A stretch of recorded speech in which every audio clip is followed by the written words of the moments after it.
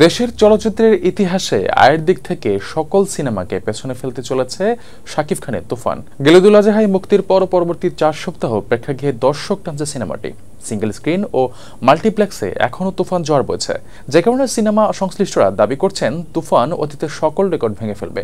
ইতিমধ্যে বিশ্বের আরও 16টি দেশে মুক্তি পেয়েছে শাকিব খানের এই সিনেমা, যেখানেও দর্শকদের বেশ ভালো সাড়া পেয়েছে ছবিটি।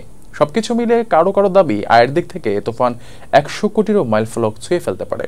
তুফান 100 কোটি ব্যবসা এনে দিবে এমনটি মনে করছেন শাকিব খান নিজেও। সম্প্রতি ভারতীয় সংবাদ মাধ্যমে দেওয়া সাক্ষাৎকারে নায়ক বলেছেন তুফানের আয় 100 কোটি হবে। দেশ বাড়ছে, কালেকশন বাড়ছে। সান ফ্রান্সিসকো থেকে সিঙ্গাপুর, দুবাই থেকে আমেরিকা, এই ছবিটা হাউসফুল।